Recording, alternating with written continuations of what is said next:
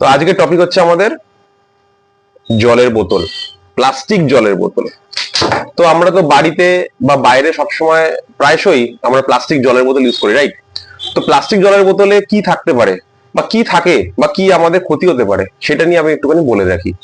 তো প্লাস্টিক বোতলে থাকে যেটা, সেটা হচ্ছে বিসফেনল এ, তারপরে থাকে ফ্যালেটস। এই কেমিক্যাল দুটো থাকে, এর ফলে আমাদের এন্ডোক্রাইন সিস্টেম ডিসব্যালেন্স করে দেয়। তো এন্ডোক্রাইন সিস্টেম আমাদের ডিসব্যালেন্স যদি হয়ে যায়, তার ফলে আমাদের কি কি হতে পারে? হরমোনের ইমব্যালেন্স হবে, ফার্টিলিটি ইস্যু হবে, আর সব থেকে যেটা মারাত্মক রোগ সেটা হবে আমাদের ক্যান্সার।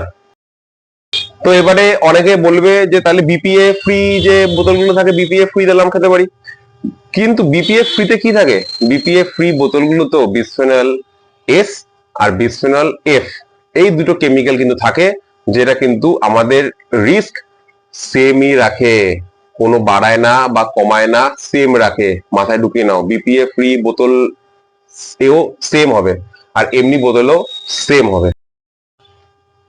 আমরা যদি বাইরে বেরিয়ে জল খেতেই হয় প্লাস্টিক বোতলে, তখন আমরা তিনটে জিনিস মাথায় রাখবো। এক নম্বর হচ্ছে ডাইরেক্ট সানলাইটের তলায় যে বোতল ছিল অনেকক্ষণ ধরে, সেই বোতলে আমরা জল খাবো না, কারণ তাতে মাইক্রোপ্লাস্টিক আর বিপি এর রিস্ক অনেক বেড়ে যায়।